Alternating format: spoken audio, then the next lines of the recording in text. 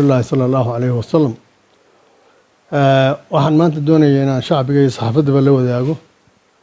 in warbixin oo ku saabsan horumarka wasaaradda caafimaadku ay ku tallaabsatay muddadii oo xisbiga kulmiye xukunka waddanka gacanta ku hayay waxaa maanta waddanka ka jira horumar ballaaran oo laga sameeyay caafimaadka guud ahaan 6 gobol isbitaaladoodu way wada shaqeynayaan gacan dabadeed ay ku tiirsan yihiinna ma jirto waxaana dowladda dhammaantood waxaa gacanta ku haysa dowladda iyagaana iswada waxaana lagu wadaa gacantii dowladeed iyo dhaqaalihii dowladda labada cusbitaal ee Argabo iyo Lascaanood shaqo weyn oo mashruuca SDF oo ka qabtay ka bacdi waxaa loo sameeyay qondo gaar ah oo wasaaradda horumarka caafimaadka ay u sameysay oo lagu kobcinayo hawl socodsiinta labada cusbitaal oo qalabkii iyo agabkii oo dhammaan u dhameystiran yahay hawl socodsiintiisina ay miisaaniyadda ugu jirto sanad walba si ay cusbitaaladaasu ay isugu filaadaan dhammaan cusbitaalada waxaa ka shaqeeya shaqaale isugu jira shaqaale muwaadiniina iyo shaqaale ajaanib ah oo kuwa ajaanibkahina ay heshiis kula jiraan wasaaradda horumarinta caafimaadka lacagtoodana ay bixiso wasaaraddu ilaa iyo Lascaanood ilaa iyo Boorama intaa waxaa jooga oo daadsan waa dhakhaatiir ajnabi ah oo shaqooyinka culus ay ka mid yihiin qalimadu ka gala cusbitaalada dhammaantood dadka waxaa lacagta siiya waa xukuumadda ayaa siisa wasaaradda horumarka caafimaadkana heshiis bay kula jiraan waxa wasaaraddu ay heshay deeq waxbarasho sanadkii ina soo dhaafay 2020 oo ay ka heshay dalka Itoobiya deeqdaas waxay ahayd oo deeq ku siman qarashka waxbarashada waxaa intaa markaa dheer qarashkii nolosha ay ka mid tahay hoyga iyo cuntada ay ka mid tahay oo aan ku jirin deeqda dhammaan 25 dhakhtar waxaa u diyaar garaysay oo u qoondeysay xukuumadda nolosha ay ku noolaan lahaayeen muddada ay ku maqan yihiin deeqda waxbarashada ay ku maqan yihiin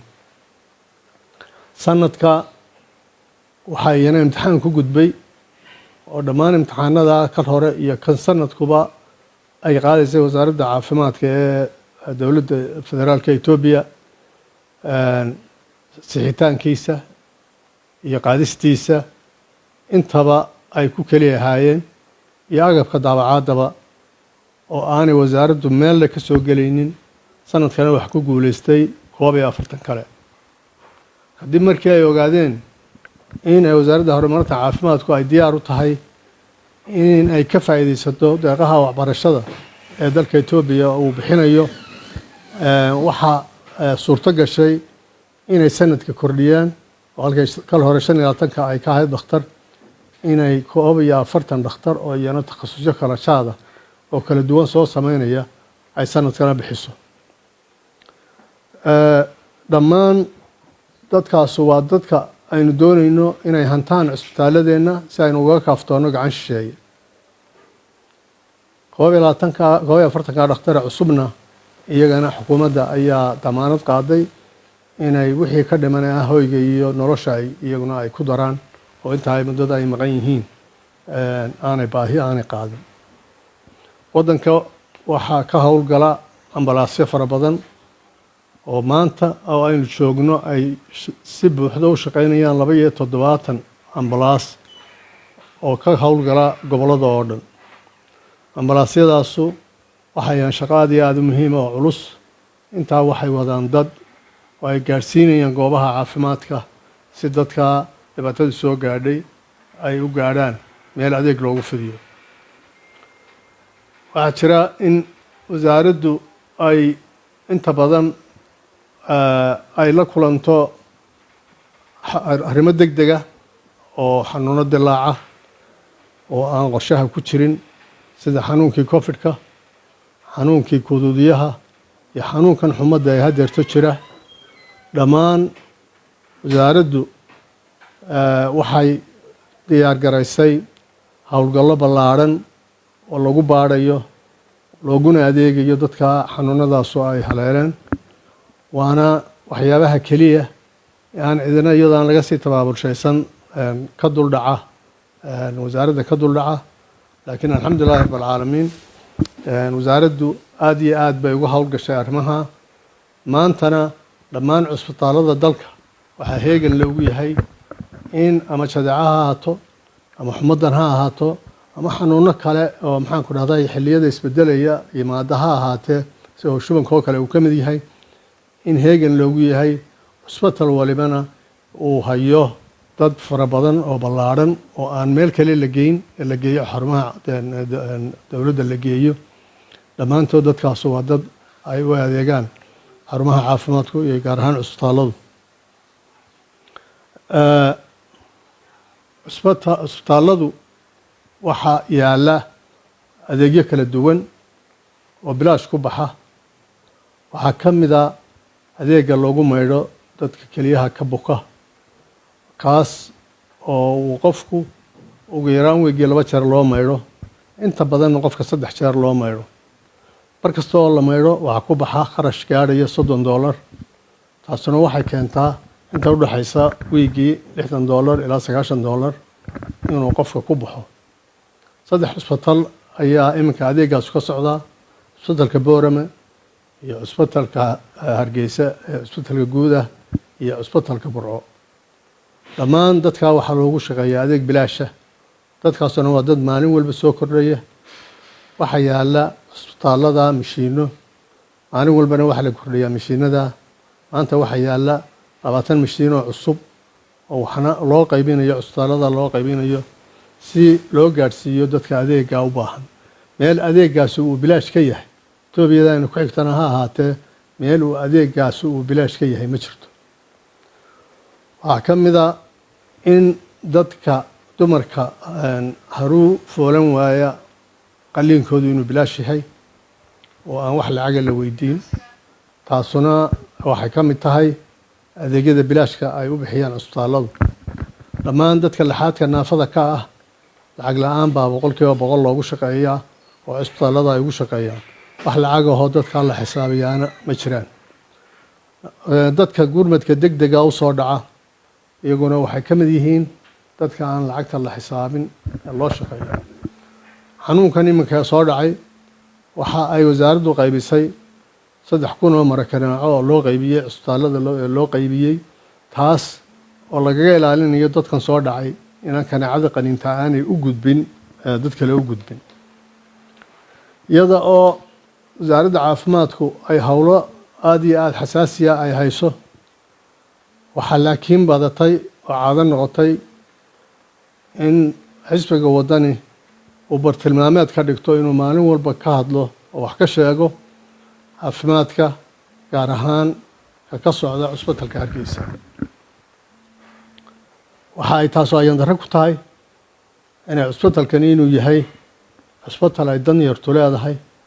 qof kasta oo meeshaas soo gala oo aan haysan adduun uu wax iskaga bixiyo waxa uu ka helaa ama adeeg lacagta ku dhiman tahay ama adeeg 100% laga saamaxayo lacagta. waxa aan jecelahay inaan isdul taago cusbitalkani waa cusbital ay dowladdu leedahay, waa cusbital ay dhammaantii ay kharash garayso dowladdu. shalayto oo madaxdii ugu waaweynay xisbiga wadani ay xirtay cusbitalka Hargeysa, waxaa nasiib darro ah in ay sidii dadkii la soo dhuuman jiray moobilada ama kamarada la soo dhuuman jiray yimaadaan cusbitalka, sawir iskaga qaadaan, dabadeedna ay dib uga noqdaan, waxna ay ka sheegaan. milgahoodu wuxuu ahaa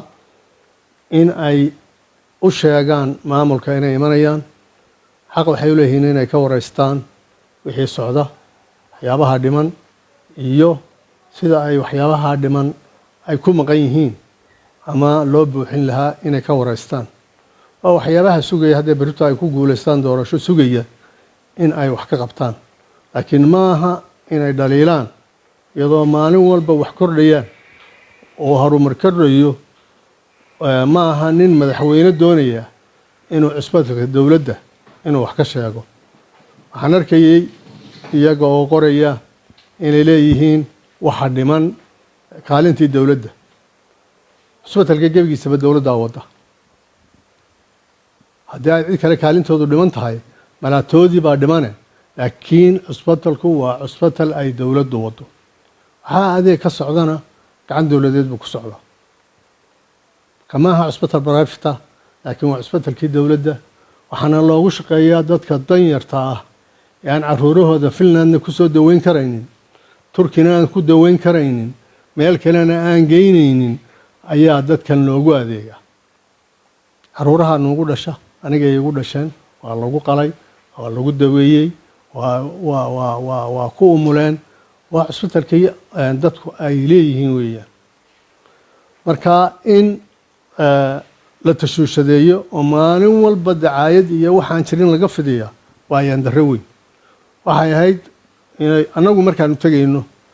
agaasimaha cusbatalka waxaanu nahana waa imanaynaa waanu idiin imanaynaa dabadeedna wuu noo soo diyaargaroobaa xumaan lama baadhbaadho laakiin waa inaad xogta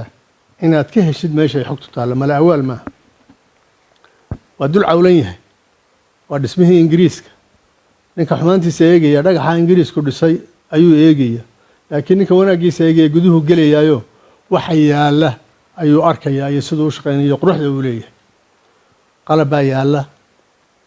ama shaybaarka ha ahaato ama qalliinka ha ahaato ama oxygen ha ahaato ama citiskana ha ahaato ama ha ahaato x-ray electronica ama ha ahaato ultrasound ha ahaato waxa yaalla shaybaar casri ah oo lagu baarayo kansarka oo laabkii bathologiga ah oo casri ah oo marka la akhriyayo halkan laga akhriyayo waxaa kaloo laga akhriyayaa waddanka dibaddiisa sida talyaaniga ingiriiska maraykanka dabadeedna xogta waa la wadaagaya dhakhaatiir dalalkaa fadhida iyo dhakhaatiirteenna ayaa xogta wadaagaya halkaasaa go-aan laga gaarhaya la odhanaya waxaas waa sidaa ama maaha sidaa waxaas waa kansar ama kansar maaha qofkii ugu horreeyey bilaabay ee la baadhay aniguu ahaa gacantaa wax yaroo buroona iga soo baxay ayaa aniga laygu bilaabay anigu waxaan doonayay inaan dibada ula baxo laakiin iyadoo dhakhaatiirtii ka shaqaynaysay uu covidkii uu kala reebay oo kala gooyey ayaa markii covidkii uu baxay yaraaday bay yimaadeen oo soo noqdeen way rakibeen anaa kow ka ahaa anaa tijaabada galay halkaan dibad ka tegi lahaa marka waxa weeyaan cusbatalku gudihiisa marka aad timaado wax badan baad arkaysaa inay dushiisa ay ka duwan yihiin intaa haddaan ka baxo waddani ilaa iyo intii doorashadii ay dhacday 17 kun ee cod lagu kala helay ee ay diideen macnaheedu ma ahayn waa la xaday doorashada laakiin macnahoodu wuxuu ahaa madaxweynahaasu 5 sannadood inuu sarajoog ku dhammaysto oo aanu fadhiisan qorshahoodu saasuu ahaa intaasoo mudaharaad baa la sameeyey intaasoo shir baa la sameeyey intaasoo aa og tihiin ilaa iyo 97kii waa markii ugu horreysay ee ay dad ay ku dhintaan somaliland mudaharaad iyo siyaasad ay u dhintaan waddani baa kow xisbigaa waddani ayaa horseedka oo kowkaa waxaase ay ilowsan yihiin haddaan dadku aad madaxtinimada ka doonaysaa ay meeshaba ka baxaan yaad aad xaggaad ku soo socota wasiir baan ahay macnaheedu maaha in aan anigu xukuumaddayda difaacayo ama aan madaxweynaha difaacayo iyadoo xaq ba laygu leeyahay tahay inaan xukuumaddayda difaaco laakiin wax ka weyn baan difaacayo qarankaan difaacayo waxaan eegayaa maanta marka madaxweyne reer hargeysa ah oo xilkiisu markuu dhammaado ama haddii lagaba saaro meesha aanu meel kala tegayna halkan uu hargeysa fadhiisanaya marka la yahasidhi lagu afufe la yidhaahdo ka kac meesha ka bax meesha yaan lagugu iman yaan lagugu soo gaadhin waxaan eegayaa waa ninka reer somaliland ee madaxweynaha noqda ee aan reer hargeysa ahayn reer Soola reer Sanaaga reer Awdala ee fadhiista maxaa lagu odhanaya ma in la yidhaahdo farta la lulo oo la yidhaahdo hadday maalintaa gaadho waad ka baxaysaa oo ninka aan markaa reer Hargeysa ahayn hadduu ka baxona soo intuu jidka sii socdo shandadaana lagala hadhi maayo waa inuu ninku sharcina kaga baxaa sharcina waa inuu ku fadhiyaa waxaan u sheegaya dadweynuhu waxaanay ogeyn 2012 ragga maanta hadlaya waa raggii difaacayay in ururo la abuuro oo la sameeyo cabdiraxmaan ciro wuxuu ka mid ahaa raggii ururada sameeyey xirsi wuxuu ka mid ahaa raggii sameeyey ururada isagoo xukuumadda ku jira ayuu urur sameeyey anigu waxaan ka mid ahaa raggii ururada sameeyey xirsi isagoo xukuumadda ku jira ayuu urur sameeyey markii uu socon waayena wuxuu ku talagalay haddii uu muuse yimaado guddoomiye noqdo inuu sii diyaarsado halkii kale uu u guuri lahaa isagoo og inaanu muuse diyaar u ahayn inuu la shaqeeyo way dhacday xisbiga waddani iskama iman xisbiga waddani rag markaa iyo xukuumadda ku jiray oo uu xirsi ka mid yahay waxay ahayd halkii ay u guuri lahaayeen haddii uu muuse guddoomiye noqdo maalintii uu muuse guddoomiyaha noqdayna raggii waa raggaa ogeedana dhaqaaqay ee dabeedna waddani galay taageerayaashoodan waxaanay ogeyn inay xirsi iyo ciro wax isu dhiibeen bay u haystaane ciro iyo rag badani inay xisbigan wada sameeyeen baanay ogeyn waxaanay ogeyn in rag markaa la yidhi waa dhacdeen waan anugu ka mid ahaa waanu isu tagnay waxaanu ku go-aansanay haddii waxaynu doonaynaa aynu layna waasiiyey inaan ummadda shacabka masaakiinta iyo inaan inagu maanta waxay ka naxaan iyo waxay ka didaan iyo inaan samayno laakiin waxay laaween weli nafsigii inuu daba socdo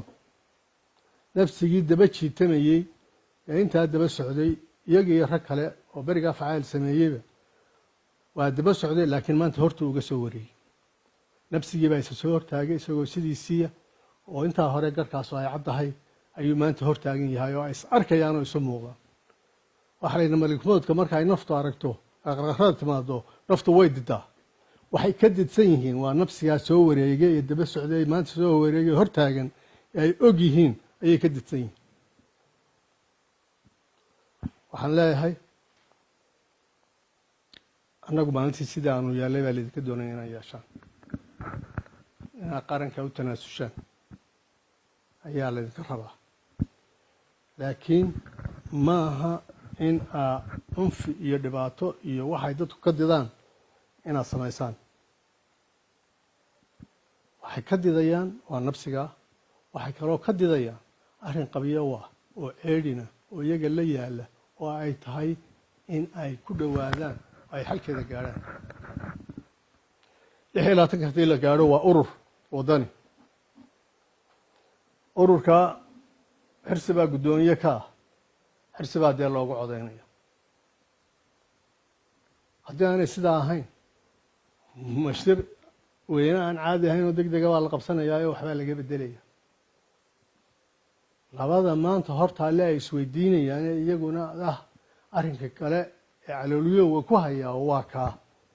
murashax ma jirto oo dhimay wax murashax la yahaa ma jiro barritona dee ninka guddoomiyaha unbaa murashax noqonaya ciddii la tartantana dee ugamay nasiib roona markaa arrinka ay isweydiinayaane iyaguna weli ku maran ee shacbigii taageerayna wuu uga baahan yahay inay uga warramaan war ma sidanaa ku gelaysaan mise si kalea u dhigaysaan waa waxa iyadan idin lulaya waa waxa siday u soconayaan marba ay ku leexanayaan meele shalayto cusbitalka ku duway fidmadaa ku jirta iyo asqowgaa ku jira ayaa shalayto geeyey cusbitalka iyagoo iska afxiran oo aan meella ku baydhin oo aan qofna isul taagin ayaa cusbitalkii oo aanay cidna wargelin waxay berrito noqonaysaa in sida dadka shacabkaa loo baadho in loo baadho oo la yidhaahdo askartuna ha idinka hadho faqaaladana dhiga kamaradahana dhiga ilaa iyagaa isu diiday haddii laakiin waxooduba ay tahay inay uun ka dhammaan waayaan cisbitalka dee madaxweynenimo iyo dooni maayaane waxay u doonayaan waa wasiiree dee markaa arrinkaasuna waa la eegi karaayo wax la eegi karaa laakiin waxaan mar labaad ku celinayaa cisbitalku maaha meel siyaasad laga baadho maalin walbana waxa dhaqaaqaya haddii madaxweynuhu baxo oo arrimaha dibadda wax ka dhaqaaqaan dagaal bay markaa u fuulayaan halkaasay ku jeesanayaan haddii caafimaadka wax u kordhaan wax ka dhaqaaqaan halkaasay u jeesanayaan waa dagaal hadba meeshii ay isleeyihiin waa bidhaamaysa ay ku qaadaan